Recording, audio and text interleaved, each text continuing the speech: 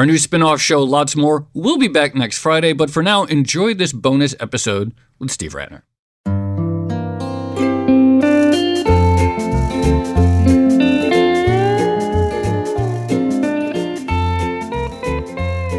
Hello and welcome to another episode of the Odd Lots podcast. I'm Tracy Alloway. And I'm Joe Weisenthal. Joe, it is the first week of the United Auto Workers strike. I feel confident predicting that by the time this episode comes out, it'll probably still be ongoing. Right. So we are recording this September 20th. I think you're listening to this Friday, September 22nd. Even in the off chance that they get a deal between now and then, there is a lot going on with autos right now. There's a lot going on with labor that even if by some miracle there's a deal in the next 48 hours, it's worth having a deeper understanding of what's going on right now. Absolutely. And we've obviously recorded an episode on this previously. We spoke to one of the UAW leaders, Dan Vicente, talked about some of the concerns. But I think this whole saga is interesting from a sort of thematic perspective because it gets at all these big picture conversations that we've been having, questions over the division of labor in the U.S. economy, over productivity, over the future of the U.S. car industry and how it's responding to environmental pressures and concerns, industrial policy even. It sort of wraps all of these things up in one complicated package. Let's put it that way. Yeah, you nailed it. I mean, there's the question of labor costs and the tight labor markets and whether this is an opportunity for labor to get a greater share of the pie, so to speak. There is the transition, which was already happening, is already underway, and that poses very unique opportunities and threats to the legacy industry. And then this idea of we're in an era of sort of industrial policy, and part of this is by design, the Bidenomics and so forth. And so, how all of these things play together, it really, as you said, it comes together in this one story in a unique way in the strike. Right. So we obviously need to talk more about it. I am very happy to say that we do indeed have the perfect guest. We're going to be speaking with Steven Rattner, a very prominent American financier, as they say, and someone who was very much involved, in fact, spearheaded the big auto bailout, the auto task force. The car czar. The car czar, that's exactly it, under the Obama administration in circa 2008, 2009, someone who can talk very authoritatively over some of the concerns from the car makers and the broader sort of financial state of those companies. So Steven is currently the chairman and chief executive officer of Willett Advisors. That's the investment arm for the personal and philanthropic assets of Michael Bloomberg, who is, of course, the majority owner of Bloomberg LP. Steve, welcome to the show. Thanks so much for having me. We're excited to have you here. I wanted to start out with something that the UAW representative that I mentioned in the intro told us. And it's the idea that the unions accepted a lot of concessions in the aftermath of 2009 in order to get their respective employers, the car companies, back up and running. Is that right? And was there an expectation that at some point those concessions would reverse? No question that the unions made concessions as part of what we like to call not the bailout, but the rescue of the auto companies.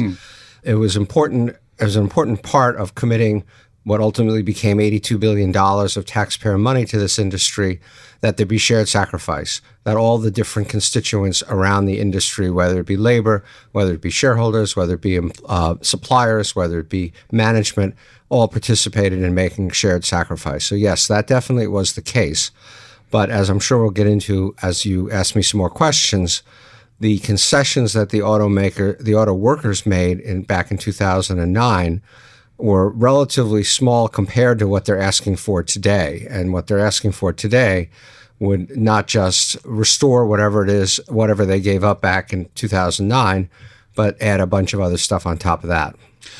What did they give up in 2009? The main thing that came up in our previous conversation on the strike was just this idea of tiered labor, a tiering system, certain employees sort of grandfathered into one pay scale, and then an acceptance that new employees would not be on that scale. But why don't you give your comparison of, or your characterization of what the UAW gave up or was willing to concede to in 2009 versus what we know about what the UAW is asking for now? Some of the things that were given up in 2009 were actually given up just before the auto rescue because of the problems that the industry already had. So I'm going to lump all that together into what really happened around those couple of years, both right before and right after as part of the auto rescue. It's important to say that no full-time Tier 1, as we called them, member of the UAW took any reduction in their cash compensation. That was a part of the understanding. There were concessions around things like the Tier 2 workers who are workers who get newly hired workers who started out at roughly half of the cash compensation of the established workers.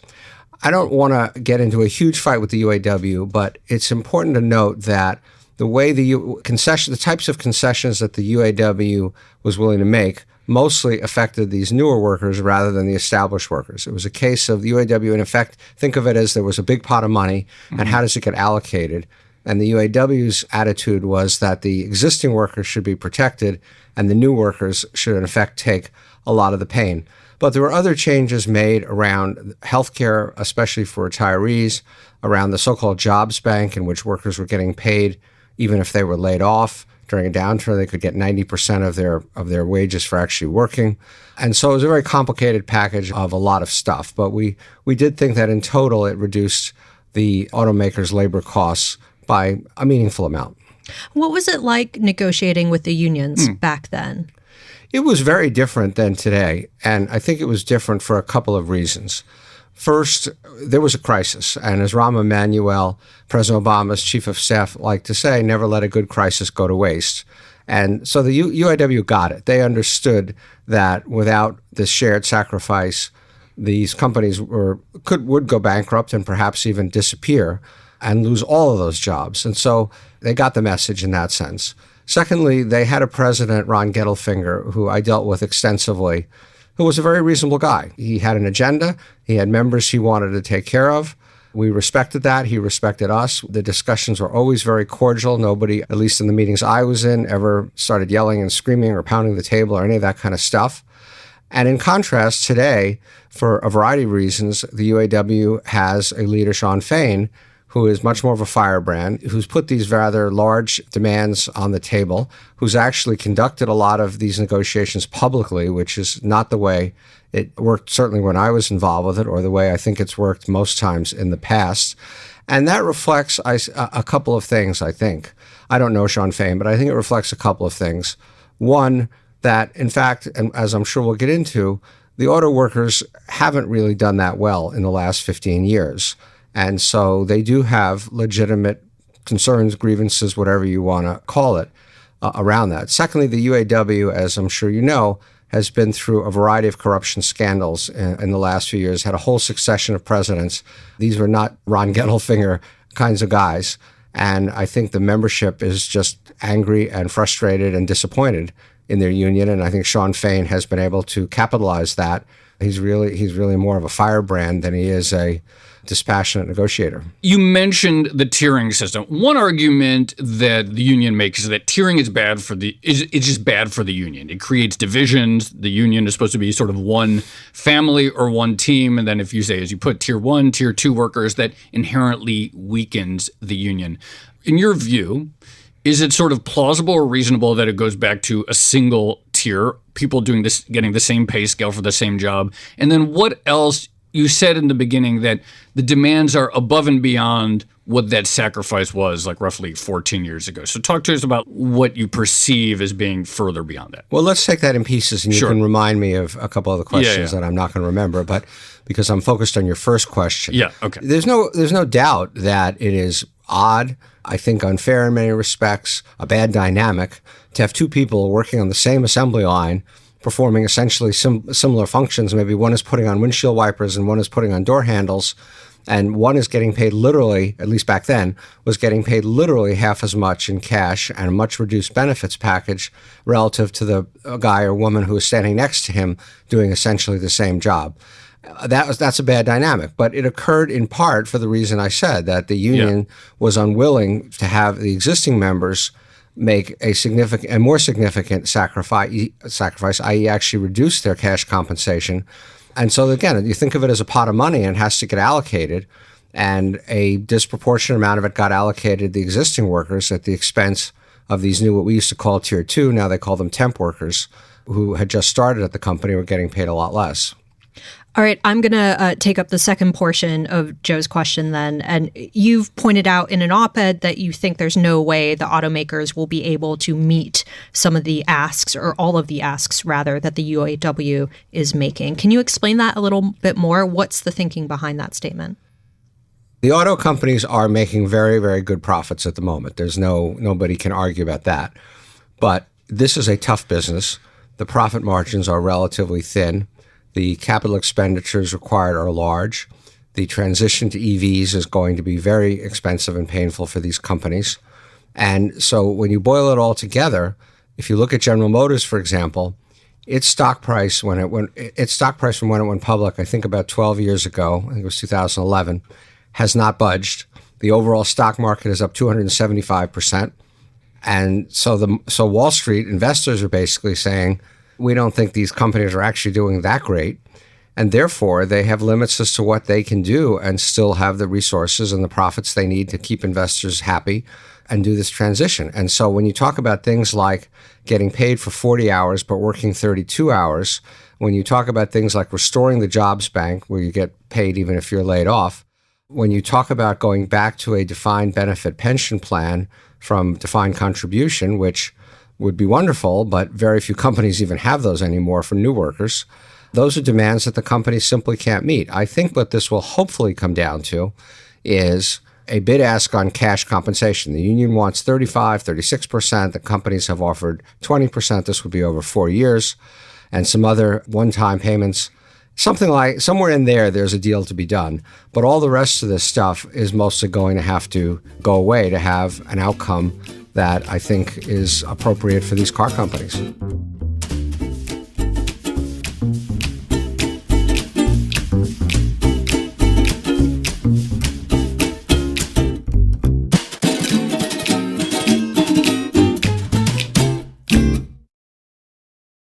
We're obviously going to talk more about the negotiations, but I want to actually just pause the union component of the conversation for a second.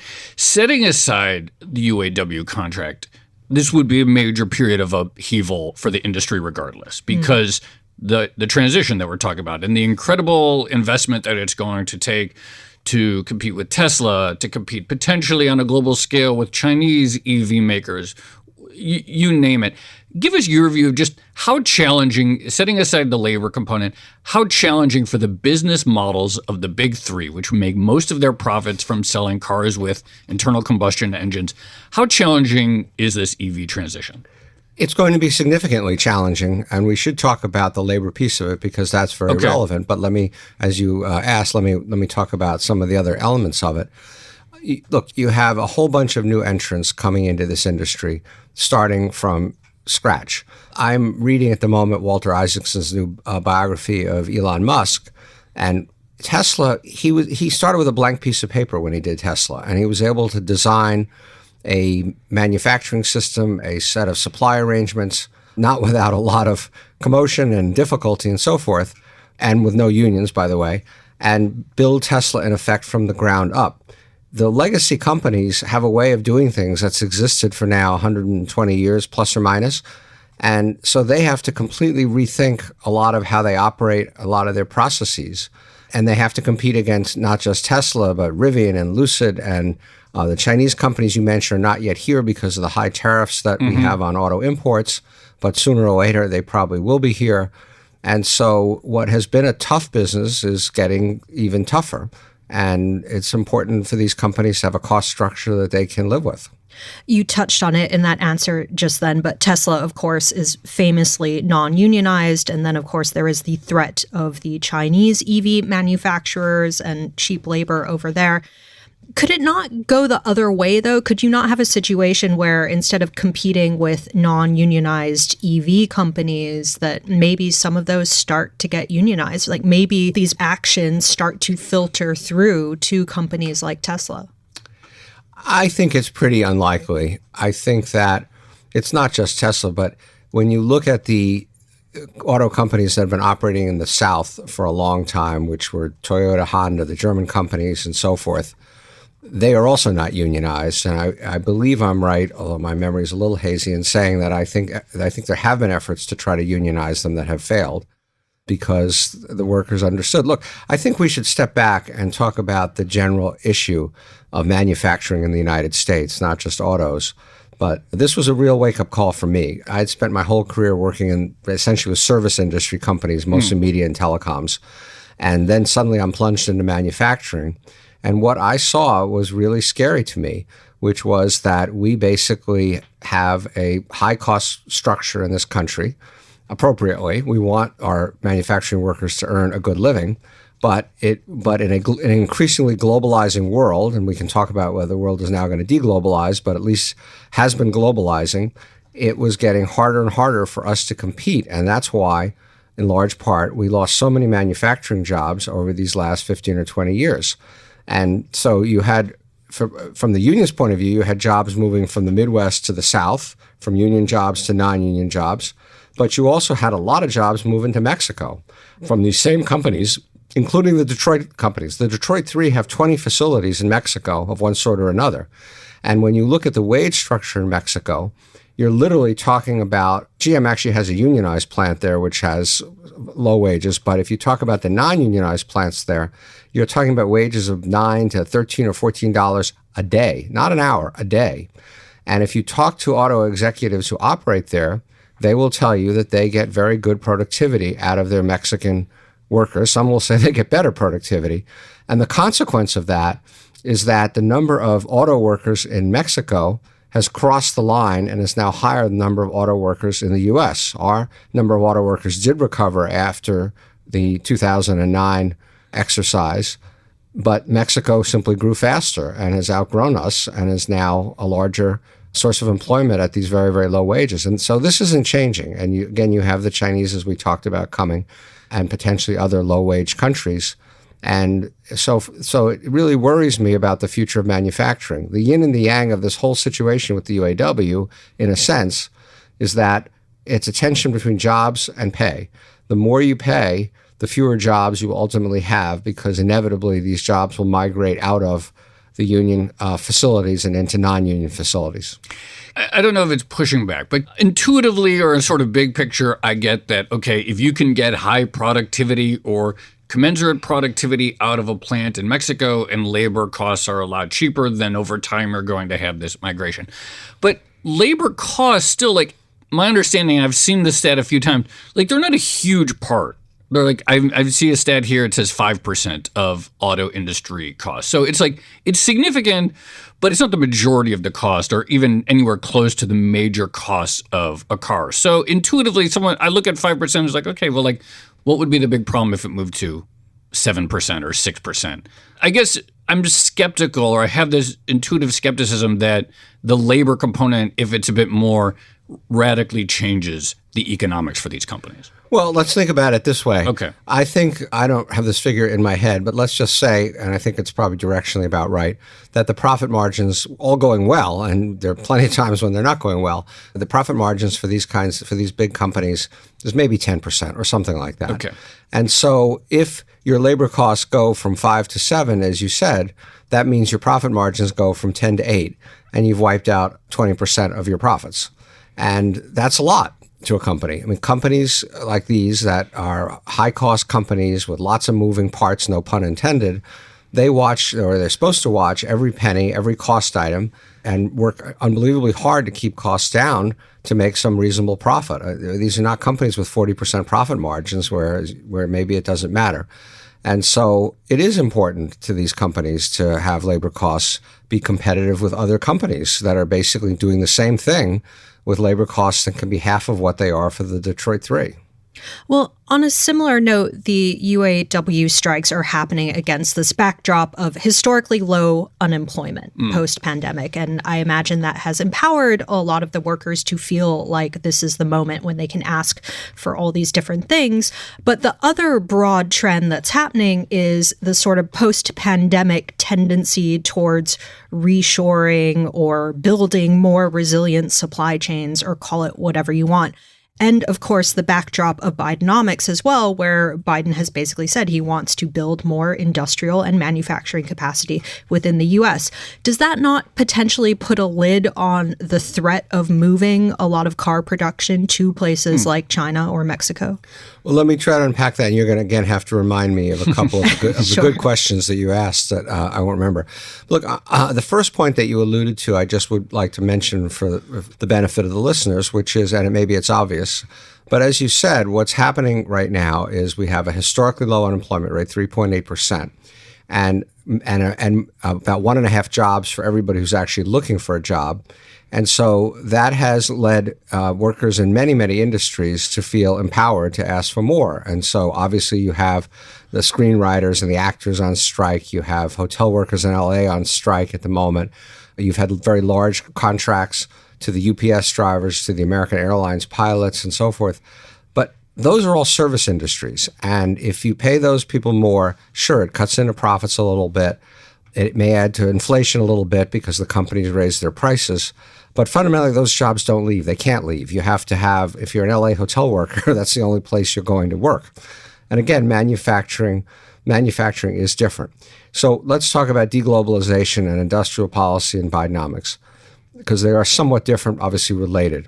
I think the wake-up call during the pandemic and in the context of what's going on with China to many American companies and government officials is that we globalized to a great extent to cut costs for Americans. And it's important to recognize that part of why we had so little inflation until the pandemic was because we were importing manufactured goods from China, from other places, not cars, that were much cheaper than anything we could make here. And so prices for things like clothes were barely moved, I think, during this period because they were able to source it more cheaply.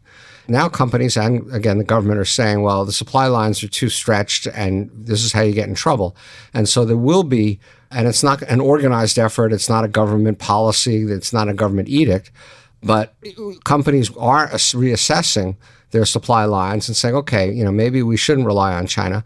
But then they have to get it from somewhere else. And by definition, if they were getting it from China because it was the cheapest they could get, it's going to cost more to get it from somewhere else. And that does add at some point into inflation and costs for everyday Americans. And so this is not going to be a top-down decision from Washington. This is going to be a decision made company by company to try to balance secure supply lines with being able to keep prices to consumers at reasonable levels.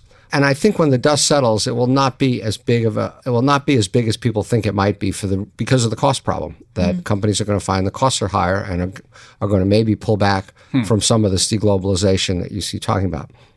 So now, if you're ready, we can talk about Bidenomics and industrial policy. Yeah, well, wait, can I ask one more question just on the car industry? I mean, you were the car czar, and before you were the car czar, you were in private equity and an investment banker. So you've dealt with all these different types of businesses over the years. What did you learn about the car industry specifically? Is there something that makes that business model special in your mind? It's an iconic American industry. It's an industry that every country takes some national pride in having their own company, in effect. If you look at Europe, there's been some mergers recently to try to rationalize it. But you had every country in Europe felt like it had to have its own car company, even though it really didn't make sense for every country in Europe to have its own car company. And so if I were to stand up and say, we don't really need a car industry in this country, I'd be probably drawn and quartered or burned at the stake or something like that. There's a lot of emotion and feeling around it. The car industry is 3% of our GDP. That may not sound like a lot, but that is a lot. And I think there's a strong feeling that we need to have a robust car industry here. And I get that. As I said, when I got into the auto rescue job, I did see a couple of things. One was the unbelievable pressure on manufacturing that I just described and how tough this was. And secondly, I saw these iconic companies that were really so much a fabric of America that we really felt like we had to save, that it was the right thing to do with taxpayer money, which, by the way, we got virtually all of it back. Out of curiosity, are there other factors that pressure domestic auto manufacturing, or maybe manufacturing in general, in the U.S. versus other countries, not related to labor costs? I don't know whether there are environmental regulations, et cetera. Are there other reasons why manufacturing in the U.S. is tough? That's a great question. And The answer is yes. We obviously do focus on this labor problem. But for example, permitting in the U.S. and the environmental regulations and all that surrounds it is really, really tough. Let me give you an example that has nothing to do with the car industry, but okay. We recently looked at a copper investment in a copper mine in Arizona. Fine. It's interesting. What I learned, though, is that much, and I don't know the percentage, of the copper ore that we mine here gets sent to China to be smelted, and then it comes back here, all adding to cost. And of course, the Chinese don't exactly observe a lot of environmental protections when they do that kind of stuff over there. And meanwhile, there's a smelter in Idaho, I'm told, that is built sitting there, not operating because it can't get permitted because of environmental concerns. And of course, copper is a key ingredient in EVs and all the energy transition things we're talking about. And so there is a tension in this country between various goals. And we have a goal of obviously making this energy transition. If we want to make an energy transition, we're going to have to radically change the permitting process. It would be great if you want, at some point, we can talk about semiconductors, which is another manufacturing business where there are a lot of issues to be thought about. Well, all right, I'll take the bait. Let's talk about semiconductors. And I mean, this leads nicely into Bidenomics as well. So look, so what happened with semiconductors, and I've actually spent a fair amount of time on semiconductors recently because I think it's a fascinating subject, is that we, of course, invented semiconductors basically. After Sputnik, we basically had our Sputnik moment. We said, we got to become a technology leader. The Defense Department got heavily involved. DARPA and the internet was one outcome of that.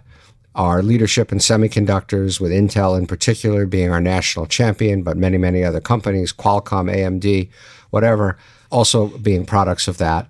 But what then happened was that we also encouraged, and we were not the main reason this happened, but you then had a semiconductor industry grow up in South Korea, Japan, Taiwan, and Singapore.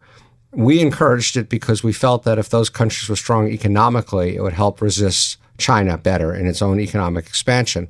Those countries pursued a very vigorous industrial policy, which relates to your question, to develop those industries there. And so where do we sit now? We sit now where 92% of the world's high-end semiconductors, the most important ones that power your phones and lots of other things that you use, are made in Taiwan, which obviously has a series of issues surrounding it. And now suddenly we want to bring that back here. But what we're finding is, and what we're going to find, is that that is not easy. We don't have the ecosystem of engineers, suppliers, and so on that has grown up around the semiconductor industries elsewhere. We have this permitting problem. We have a high cost structure. TSMC, Taiwan Semiconductor, which is the leading company in making this stuff, has a facility up on the Oregon-Washington border they've had for a number of years. They say their costs are 50% higher than they are back in Taiwan. And so, yeah, they're building a fab, as these factories are called, in Phoenix, but it's going to cost a lot, and it's going to make barely a dent in our semiconductor situation. So we can talk about our industrial policy towards semiconductors. Congress has approved $52 billion mostly for tax and grants to build these things, another, I think, $12 billion of it for research and development. But then they've gone out with an RFP for companies to apply with all kinds of other conditions and things around it, like the companies have to provide childcare for their employees. One of the most important things that I learned in the auto rescue, and that we were lucky to have, was we were told by the White House, you focus on fixing the companies. We'll worry about all the other issues that are out there, whether it's environment, labor, whatever. You can't have multiple objectives in a policy that's that important and be successful, in my opinion. You have to have one objective and be willing to make certain sacrifices around it to be successful. Setting aside whether these sort of other aspects like childcare are going to hobble our efforts to build domestic semiconductor manufacturing, I mean, you could make the argument, right, that the U.S. semiconductor industry is doing really well. NVIDIA is a $1 trillion company. That's twice. TSMC is only a $458 billion company. So NVIDIA is bigger than TSMC. Do you agree with the even premise that we need to have more domestic semiconductor manufacturing? NVIDIA doesn't make anything. No, I know. They make nothing. But they make a ton of money. Yeah, but that's not the point. I know. But do we need? I mean, yes, so the whole thing sort of arose this semiconductor supply chains got on everyone's radar in 2020 when the low-end lagging edge nodes that went into cars, there was a shortage of them. But then, that eased, and we don't expect pandemics to happen except maybe once every 100 years. Like, how much manufacturing do we need to do here? A lot, or some, or look, I don't know. I'm rather skeptical it's possible, but in a perfect world, you'd want a lot more. NVIDIA does not make anything. It doesn't matter what their profits are. They could design chips every day from now till the end of civilization. But if they don't have somebody to make them, It doesn't matter. So in the chip world, you can separate, at least in my own mind, separate it into kind of three groups of chips. You have memory chips, which are basically a commodity. We make a lot of them. That's not going to be an issue. You have, as you said, low-end processing chips. We make some of those. They are made in plenty of places in the world. We can be competitive there. But none of that matters if you don't have high-end chips, because you need those. Again, it's not just your phones. It's the Defense Department's missiles. It's all kinds of stuff that cannot function without them. And we don't make any of them here. We literally don't make any of them here.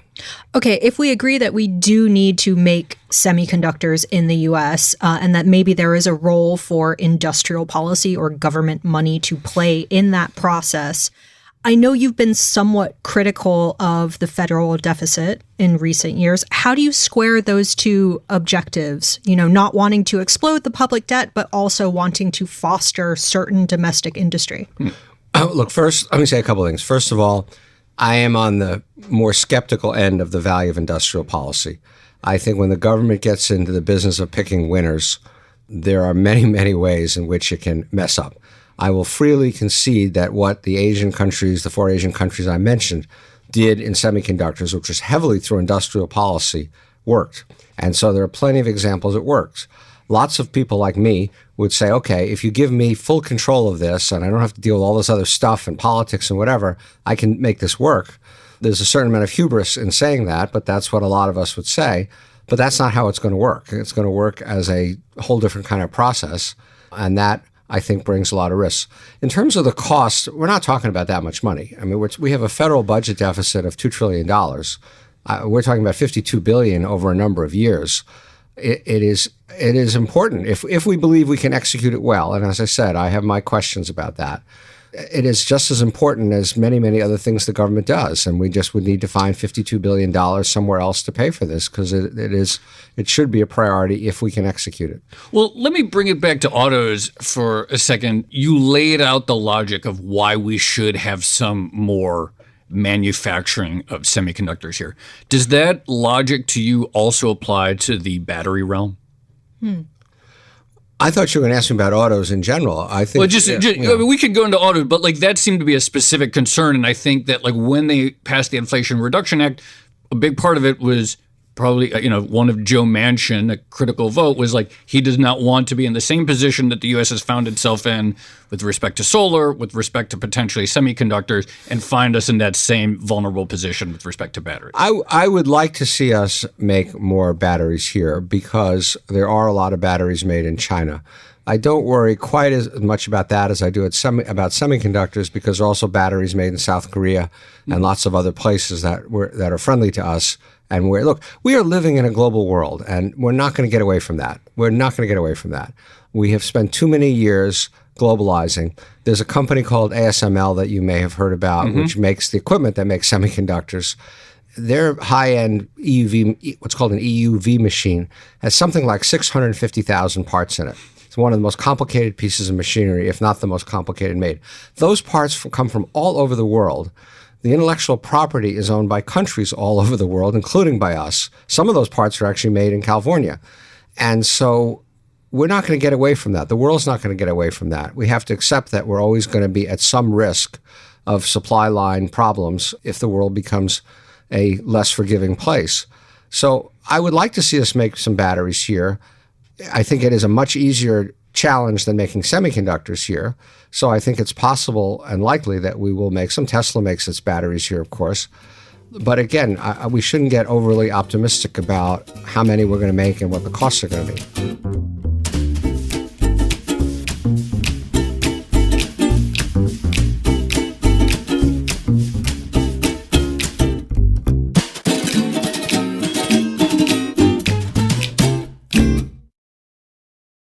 going to ask you to put your banker/private equity hat on again. As a director of capital, how do you encourage more money to flow into some of these strategically and or environmentally important industries, such as semiconductors, such as potentially batteries, things like that, where to date, maybe there hasn't been as much money as certain people would have liked?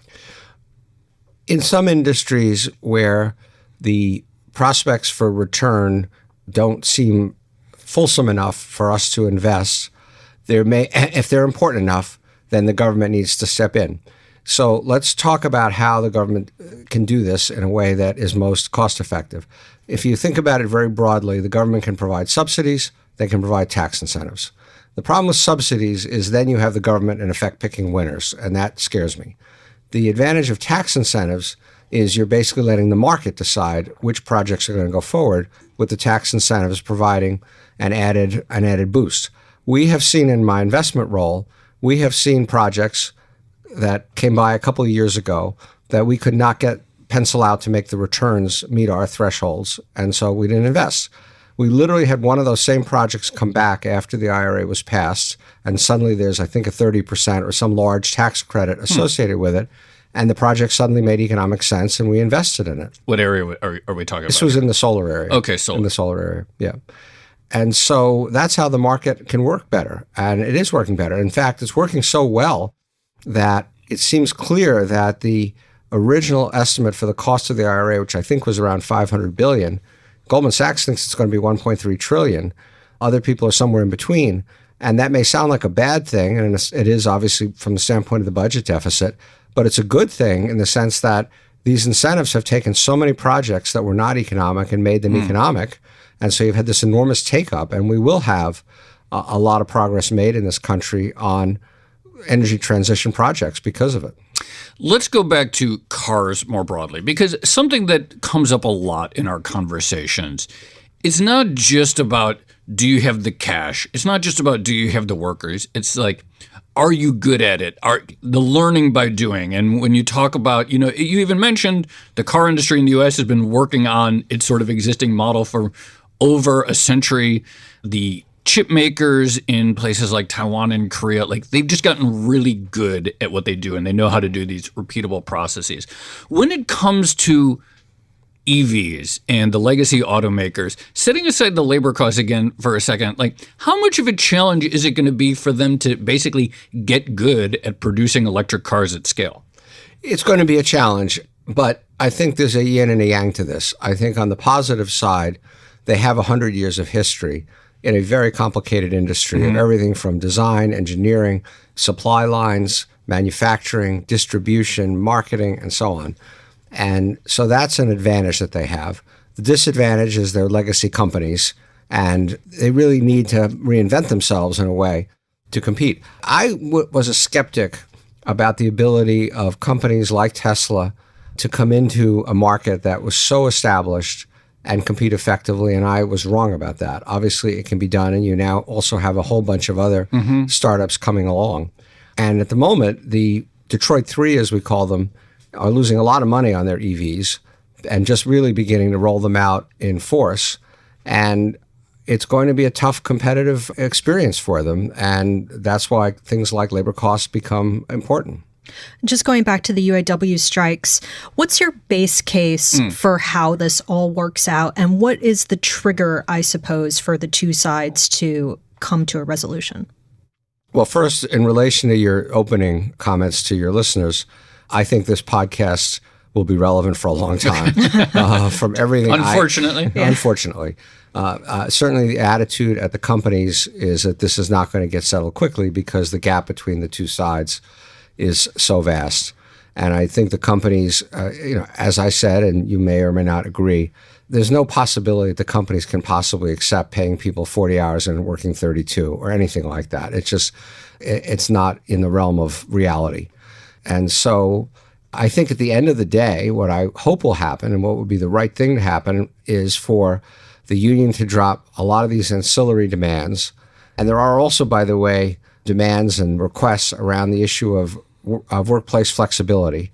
One of the things that we did in 2009 was to basically strip away a lot of the work rules that we felt were impeding efficiency. General Motors, I believe, from my recollection, had something like 300 job classifications for its workers. If you were a plumber, you couldn't touch a electric piece of equipment or whatever. And we reduced those to 6. And that is still more or less where things stand, but there are other kinds of flexibility that the companies need to manage, especially in relation to the EV transition. So what I would like to see happen is a robust pay increase, and I think the companies have offered a reasonable one, but there's more to go, I'm sure. And the gap there, as I said, I think is bridgeable.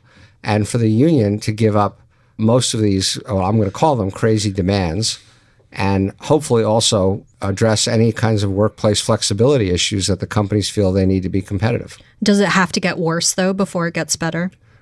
Well, it will get worse because what's happened is, as you know, first of all, the way they structured the strike is unprecedented. They closed 3 plants, 1 for each of the companies. And they did that in part because they didn't want their strike fund to get depleted too quickly. They couldn't afford to strike all 3 companies.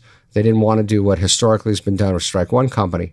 But what's going to happen now is that gradually other facilities are going to close because there's no place to send the parts, because there's nobody to assemble the cars and trucks at these 3 facilities that have been shut down. And then those facilities will shut down and those workers will be laid off. Under the rules, the companies can't simply shut those facilities and lay off the workers unless they have a legitimate business reason to do that, i.e. they're oversupplied with whatever that particular facility does. So yeah, this could easily ripple through the entire set of facilities around the big 3, the Detroit 3. They could shut down. You could have 130,000 workers on strike, or not on strike, but laid off and on strike. There will be significant effects on parts suppliers, by the way. Let's not forget that these companies don't make a lot of their parts, most of their parts. They've outsourced those years ago.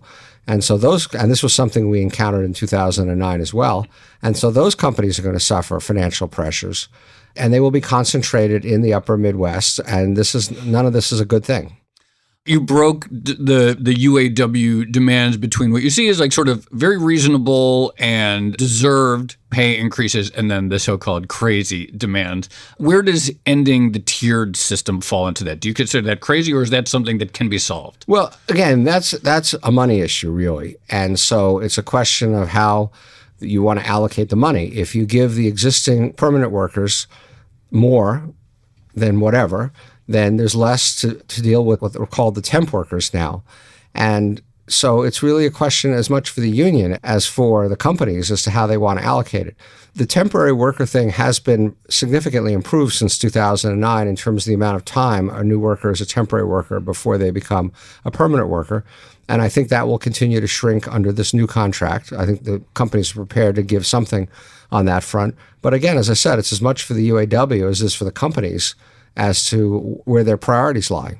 Let me ask you one thing about EVs is I think they're less labor intensive and they have fewer parts total, so there's less assembly. So even under, again, saying there was no contract issues, I believe the perception is that the transition would, require less labor.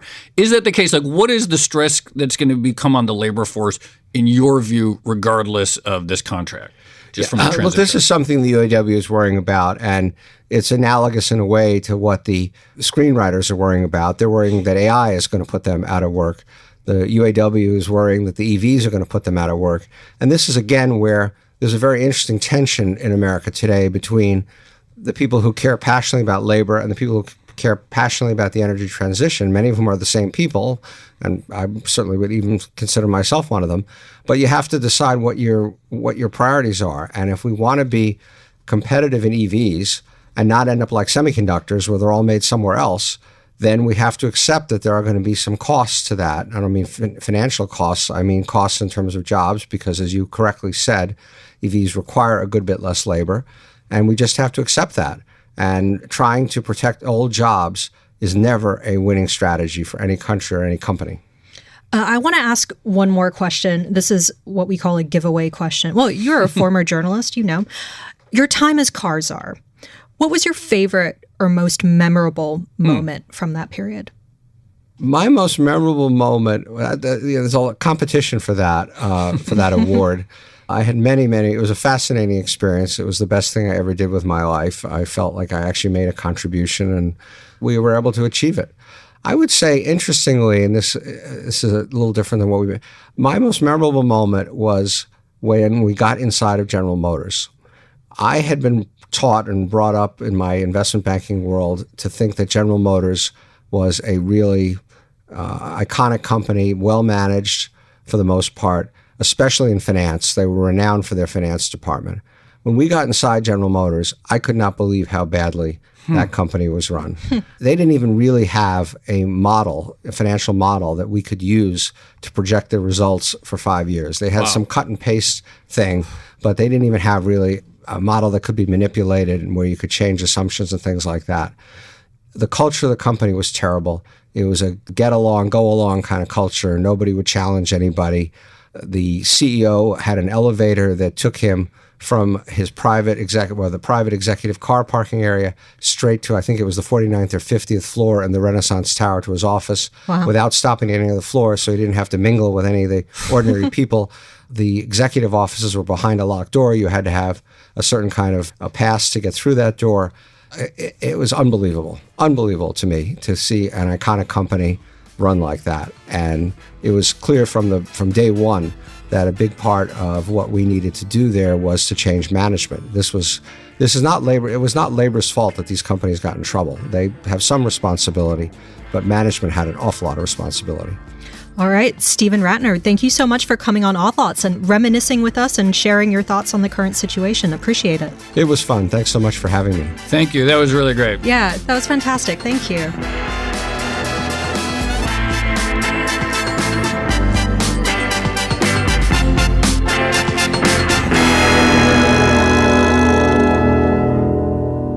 So, Joe, I thought that was a very nuanced discussion of a topic that clearly people have a lot of feelings about. I did think one thing that jumped out to me was just how important the economic backdrop is for these types of things. So Steve was talking about how in 2009, you were able to get concessions out of the union because the economy was not doing very well, obviously. Fast forward to today, and it feels like the balance of power has shifted potentially more in favor of workers. And so you can see why the UAW thinks this is the moment to strike. Absolutely. I mean, absolutely, the macro backdrop couldn't be more different from the time when Steven was the car czar. That was crazy, that last point he made about the elevator going straight up to the top of the Renaissance Tower in Detroit. I mean, he was talking about how a lot of companies, especially car companies, don't have defined pensions anymore. I wonder if they still have executive dining rooms and bathrooms and things like that. They gotta, I would guess, although I guess we could confirm. Hopefully, I wonder if they still have that elevator. But, there's a lot here. And so, obviously the labor component, in my mind, when I think about will the big three companies thrive in the age of electric vehicles, I guess I'm skeptical that the cost of labor, whether it's 5% or 7%, is going to be the defining question of it. It still seems like the big question mark in my mind is, can they make cars productively that people want to buy? Right. And can they maintain their businesses, which are still heavily driven by profits from internal combustion engine cars, priced over a long time? Can that pencil out in the end where the profits from EVs against all kinds of competition that they didn't have in the previous era? Does it work? Are they competitive in this space? And I think it's still kind of TBD. Yeah, and the other thing, and Steve kind of touched on this, is just the uniqueness of the car industry on the whole. So, we associate a lot of car makers with American industry, and I think there's also a tendency for Americans to want to buy American cars often. There's this sort of brand recognition and value. And so I kind of wonder, to your point on the labor costs, if maybe people are willing to give up a little bit of price in order to, support and buy American and all of that type of stuff. By the way, Tracy, did you hear where that copper mine he was looking to invest in is? I knew you would notice that. Arizona. Yeah, another Arizona angle for when we do our Arizona trip. I didn't realize. I was just looking on Wikipedia. It all somehow comes back to Arizona. All right, we have to go to Arizona, visit an alfalfa farm, visit like a water treatment plant, a copper mine, and a car factory. No, there's more. There's a Howard Hughes master plan community, semiconductor fab, and we have to take a self-driving car around on the entire tour. All right. Shall we leave it there now? Let's leave it there. Okay, this has been another episode of the Odd Lots podcast. I'm Tracy Alloway. You can follow me at Tracy Alloway. And I'm Joe Weisenthal. You can follow me at The Stalwart. Follow our guest, Steven Rattner. He's at Steve Rattner. Follow our producers, Carmen Rodriguez at Carmen Armin, Dashiell Bennett at Dashbot, and thank you to our producer, Moses Andam. Follow all of the Bloomberg podcasts under the handle at podcasts. And for more Odd Lots content, go to bloomberg.com/oddlots, where we post transcripts, a blog, and a newsletter. And check out the Discord. We have a transportation room. We have a climate room. Going to be lots to talk about this one. Discord.gg/oddlots. Talk about this and all the other episodes with fellow listeners. And if you enjoy Odd Lots, if you like it when we talk about labor movements, then please leave us a positive review on your favorite podcast platform. Thanks for listening.